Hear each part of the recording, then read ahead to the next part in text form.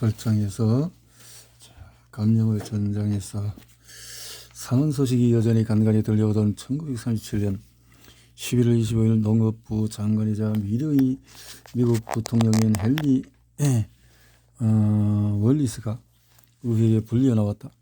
미국 국회의원들은 엘릭시르 비극에 대한 상세한 보고를 요구했는데 FDA가 포함된 농업부의 수장인 월리스는 보고하는 것만으로 만족할 수 없었다. 행동을 촉구할 계획이었다. 그는 총 353명의 환자가 엘릭시르를 복용했다고 의원들에게 말했다. 그 결과로 적어도 73명이 죽었으며 관련성이 의심되는 20건의 사망 사건이 조사 중이었다.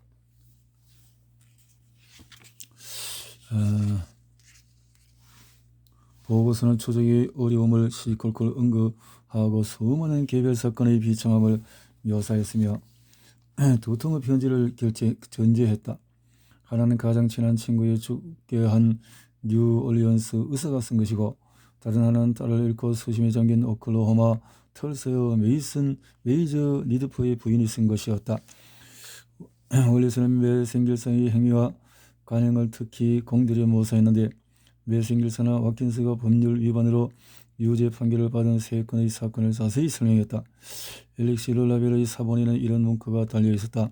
본 의약품의 제조법이 좋은 비밀이고 디에틸렌 글리콜의 유무가 공개되지 않았으며 어떤 위험 경고도 없음에 유의할 것. 통계와 관료적인 용어로 또 강렬한 분노를 감출 수 없었다. 월리스의 보고서는 전체적으로 볼 때 뉴욕타임스 표현을 빌리자면 연방문서치고는 이례적으로 격정적이었다. 비극의 이모 저모는 서론이었고 월리스의 주 목적은 미국의 의약품법, 특히 구식이 되어버린 1906년 미국 의약품법의 전면 개정을 이끌어내는 것이었다. 월리스는 원하는 것은 모두 얻지는 못했지만 그의 보고서는 의약품법에서 역사상 최대의 변화를 이끌어내는 데 기여했다. 미국의 의약품 규제는 1906년 순수식품의약품법을 바탕으로 삼았다. 그래서 법을 만들어내는데 아무래도 더 까다로운 관리를 할 수 있는 자격을 얻게 되는 것 같습니다. 1906년 법에 따르면 포장에 거짓 주장을 싣는 것은 불법이었다. 이마저도 약병이나 약값의 라벨에만 적용되었다. 제약회사들은 광고지나 신문, 라디오 광고에서 하고 싶은 말을 다 할 수 있었다. 허약한 법률의 이 작은 무기가 특별히 겨냥한 것은 특허약 제조사였다. 이들의 주장이 하도 허황하여 연방 법률로 거짓말의 홍수를 막아야 할 것 같았기 때문이다. 20세기 초에 특허약은 재즈나 양악처럼 미국 문화의 일부로 단단히 자리 잡았다. 미국인들은 스스로 진단하고 스스로 치료법을 결정하고 자신이 원하는 의약품을 사는 데 익숙했다. 의사나 연방기관이 자신들에게 이래라 저래라 치료법을 지시하는 것은 그들 성의에 맞지 않았다. 미국인들의 관행은 동네 매약상 여러 나름의 방식으로 양을 혼합하는, 약의 성분은 또한 여러 성분이 들어간 많은 약들은 윤리적 제약회사의 화학회사에서 만든 것일 수도 있었고 독점약 제조사에서 만든 것일 수도 있었다. 특허약은 거대 산업이었다. 1930년대 초 미국에서 환자 치료에 들어간 돈 $10 중에서 $1가 특허약에 쓰였다.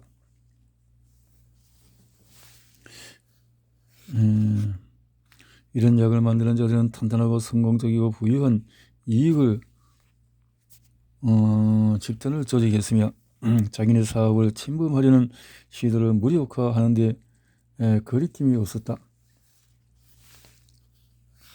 1912년에는 거짓되고 기만적인 포장 광고를 금지하는 조항을 제한하는 순수식품의약품법 개정안이 통과되었다.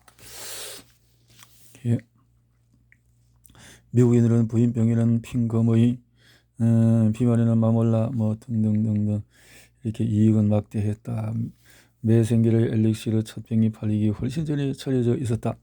1933년 프랭클린 루즈벨트가 첫 대통령 취임식을 한 지 며칠 뒤에 FDA 수장인 캠벨은 대통령의 브레인 트러스트의 젊고 잘생긴 신입 회원이자 농업부 차관보인 렉스포드 터그웰에게 의약분법 강화의 필요성을 길게 역설했다. 그날 오후에 터그웰은 대통령이 1906년 법을 개정할 의향이 있다고 확언했다.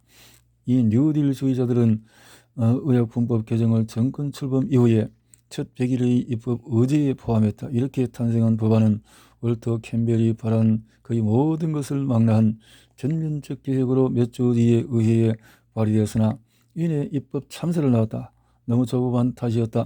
콜롬비아 대학교 경제학과 교수 터그웰은 가장 급진적인 뉴딜주의자요, 경제개혁 옹호자요, 러시아 실험을 적어도 어느 정도 존경하는 자로 평가받았다. 좌파 성향을 어찌나 노골적으로 드러냈던지 그의 정적들은 엄한 것을 그를 스탈린에 비유하기 시작했다. 특허약 제조사들은 개혁 입법을 좌초시키려고 냉큼 태고웰 법원이라는 이름을 붙였다. 법안 반대 프로는 특허약 제조사뿐만 아니라 그들을 로비스트, 광고회사, 도매상, 소매상, 대다수 특허약 회사의 본사가 있는 남부와 국경성 인근주의 의원 그리고 의약분법 개혁 시도가 자기 치료의 기본권을 침해한다고 여긴 많은 유권자가 있었다. 특허약 제조사들은 재계 집단 중에서 최초로 루스벨트 행정부에 공개적으로 전쟁을 선포했으며 터그웰 법원에서 찻대고 포떼기 시작을 했다. 이렇게 해서 그래서 뭐 또 이게 단체를 통해서 맞섰지만은 정치적인 부담을 지게 된 캠벨은 공손히 뒤로 물러나 곧 학교로 돌아갔다.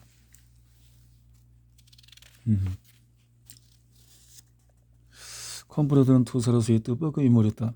사근사근하고 쾌활하고 하고 어깨에서 늘 빨간색 카네이션 생활을 꽂고 다니는 그는 정치에 재능 있는 의사였으며 상원의 놀림감이었다. 동료 의원들에게 운동을 잘하고 잘 먹고 이런 조언한 것과 의사당 회의장에서 제작된 날씨 일정의 원시적인 에어컨을 앞장서 설치하려던 것으로 유명했다. 대중영설은 그의 장기가 아니었다. 그의 의회 연설하려고 일었을 때마다 동료 상원 의원들은 대거 회의장을 떠난 탓에 한 익살꾼 신문 기자는 그를 상원 최고의 마치카 의사라고 불렸다.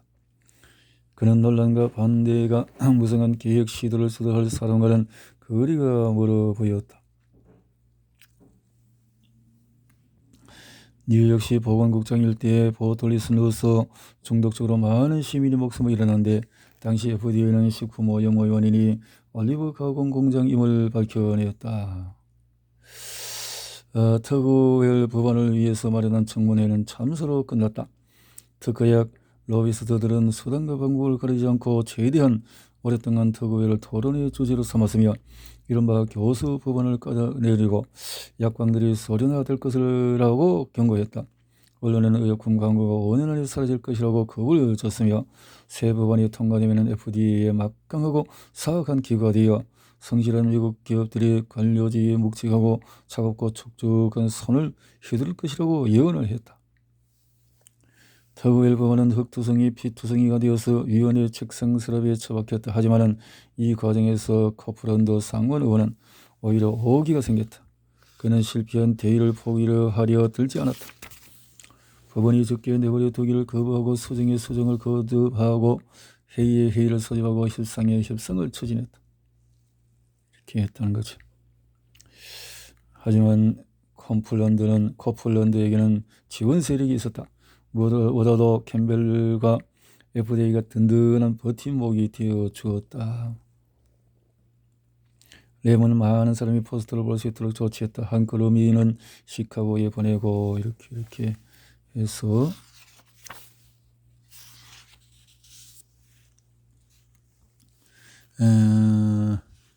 레몬 업무 시간 외에 전시회를 미국의 공포의 방이라는 책으로 확장해서 1936년에 출간했다. 하지만 이 모든 시도는 대중의 커다란 공분을 저격하거나 입법 추진을 위해서 풀뿌리 운동을 일으키는 데는 실패했다.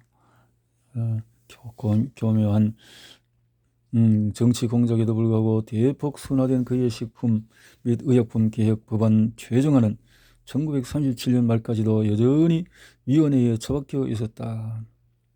엘렉시르 참사가 모든 것을 바꾸었다. 그런데 엘렉시르의 참사가 모든 것을 바꿔줬다 이 말이죠. 사망자 수가 늘어만 가고 FDA 문제를 해결하려고 분투하는 뉴스가 보도되면서 몇 주 만에 여론이 달라졌다. 루스넴의 교육활동이 몇 년간 거둔 성과를 뛰어넘는 변화였다. 죽어가는 아이들과 단식하는 엄마들의 이야기를 10월에 신문머리 기사에 올랐을 때 의회는 휴회 중이었지만 월터 캠벨은 책상 앞에 앉아 있었다. 그는 재빨리 이 비극을 활용해서 의약품 계획에 대한 자신의 구상을 전파했다. 그는 틀세에서 이 죽음에 대한 자신의 첫 공식 성명에서 코플랜드 법안의 통과가 지지부진한 이유도 이 제안과 직접적인 관련이 있다고 말했다.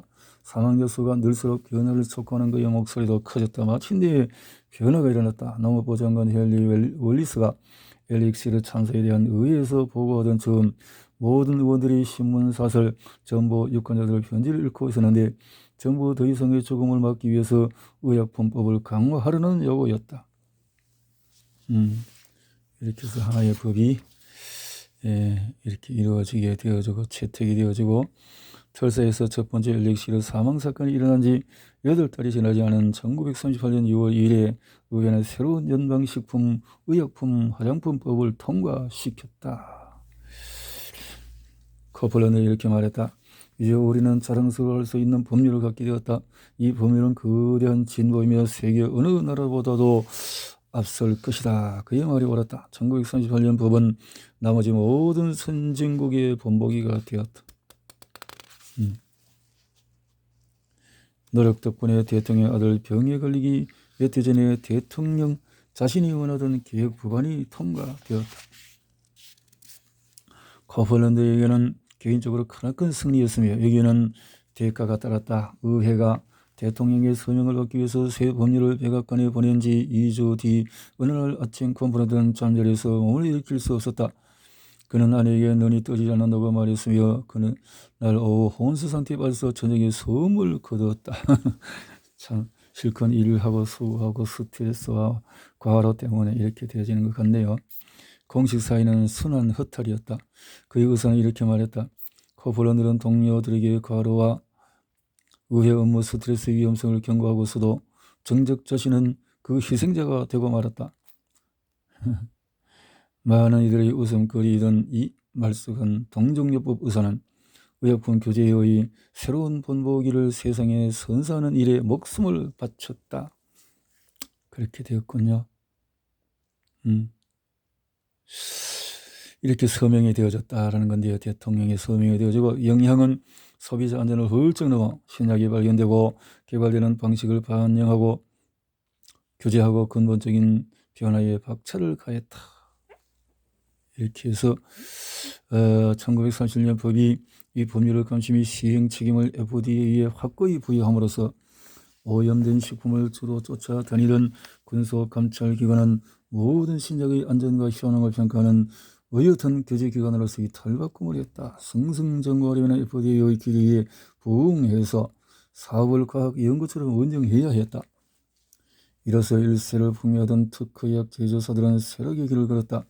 이것은 안전하지 않거나 효과가 없는 의약품을 파는 특허약 제조사의 설립을 취소할 수 있게 되었기 때문만은 아니었다.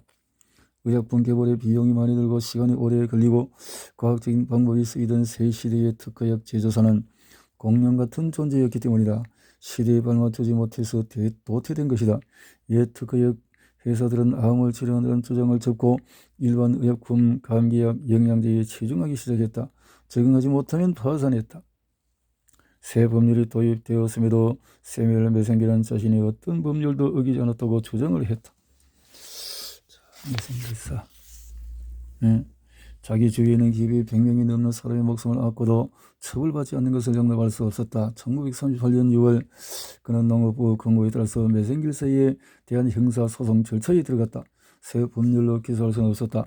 사건이 일어난 시점이 효력이 있던 법률에만 의거해야 했다. 그래서 브레이즐 메겔사를 1906년 선수식품의약품 위반으로 기소했는데 이 법률에서 가장 중대한 문제는 라벨 및 상표 5표기였다. 그는 엘릭시르는 실은 사람이 복용하기에 적합하지 않은데도 적합한 것으로 위장해서 판매되었다라며 나름의 판단을 덧붙였다. 세뮤엘 에번스 메생겔은 죄책감을 전혀 느끼지 않았지만 유죄를 인정하는 것이 낫다는 변호사들의 설득을 받아들였다.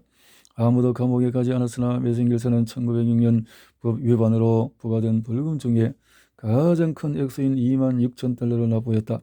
그래봐야 사망자 1인당 250달러에도 미치지 못하는 금액이었다.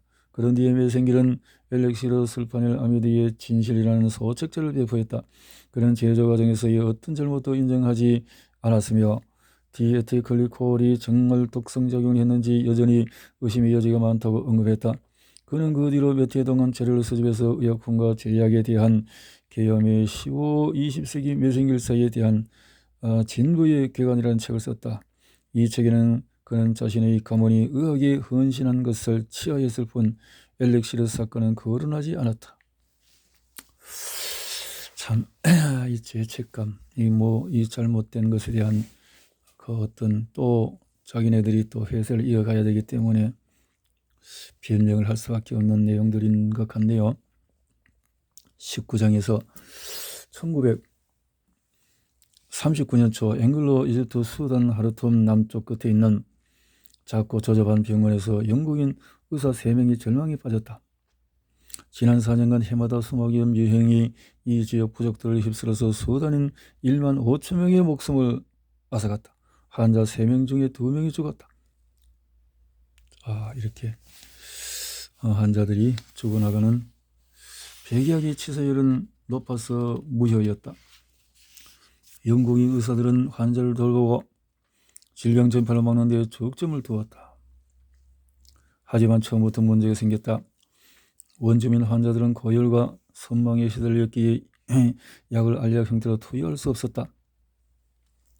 며칠 뒤에 한 명을 제외한 모두가 여전히 살아있었다. 어떻게?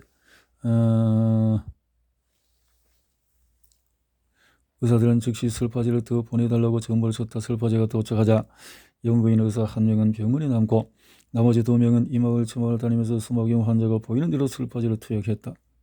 설파제 경이로웠다.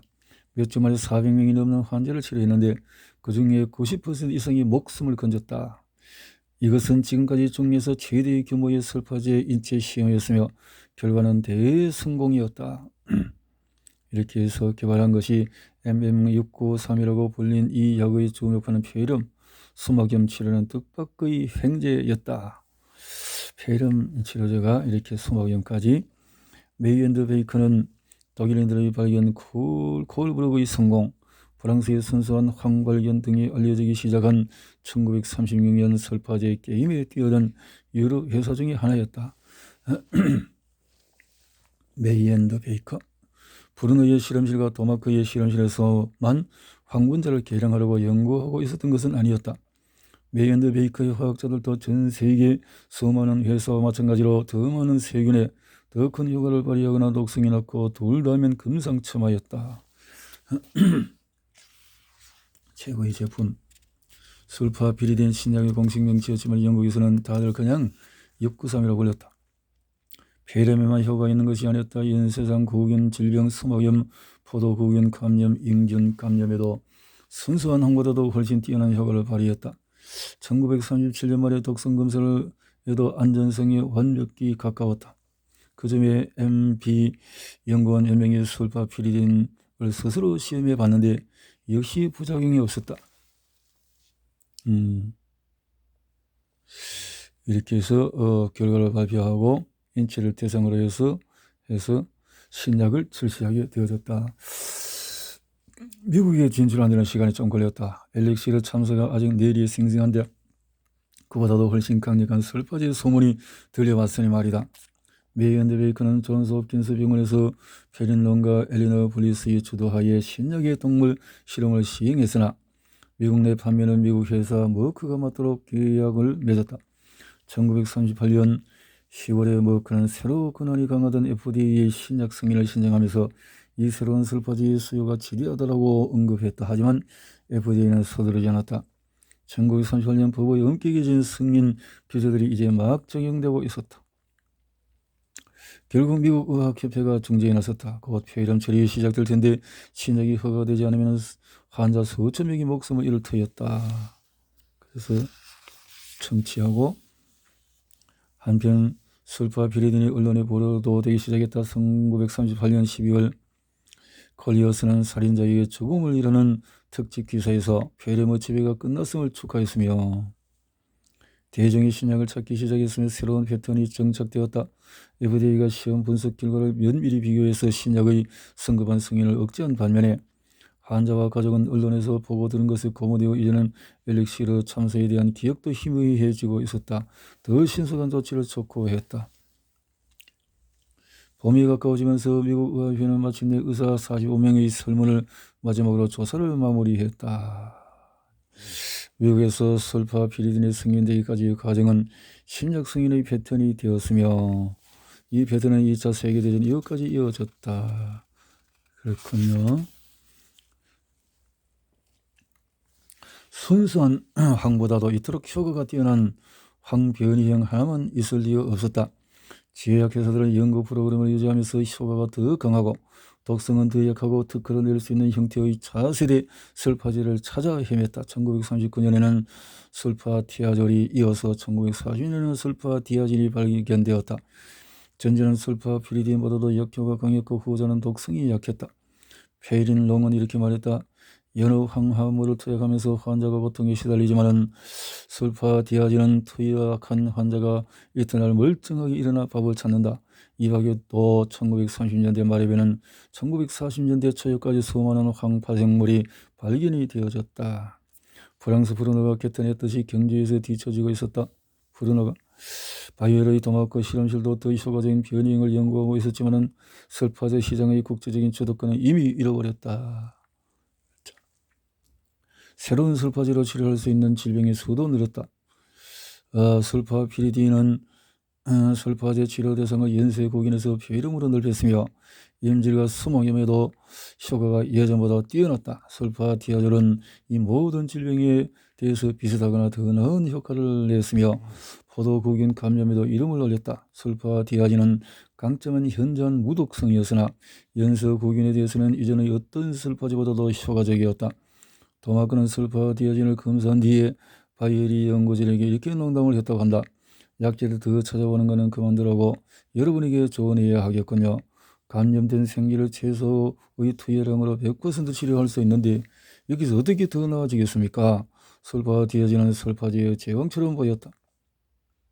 하지만 설파구아니딘은 어떤 설파제보다도 장에 오래 머무르는 독특한 성질 덕에 뜻밖의 질병인 세균성 이질의 효과를 나타냈다. 세균성 이질. 세균성 이질은 또한 흔한 치명적인 질병으로 전 세계의 심각한 건강성 문제였으며 이전의 어떤 항변이형도 듣지 않았다. 미래는 한계가 없어 보였다. 유일한 빈자리 약제가 어떻게 작용하는가에 대한 설명이었다. 그러다가 마침내 이 또한 발견되었다. 클로레가 최초의 프론토질 분자를 만들어낸 지 8년 뒤였다. 수많은 연쇄국인 감염에도 효과가 있었다. 새로운 설파제는 임질에도 잘 들었다. 설파제는 연쇄국인성 모가리를 간간히 치료할 수 있었으며 재발 방지에 특히 효과적이었다. 포도국인 감염과 이질에도 쓰임새가 점차 커졌다. 미국은 위로 나열된 치료 가능한 질병들뿐만 아니라 총수염, 또 감기, 이런 온갖 질병의 설파제 요법을 열성적으로 받아들이기 시작했다. 1941년 한 해 동안에 미국에서는 1700톤의 설파제가 생산되었는데 이 정도로 환자 수백만 명 치료하기에 충분했다. 이렇게 해서 참 항생제 시대가 열광적인 것이었는데 그 말이죠. 열광적인 이 항생제 시대.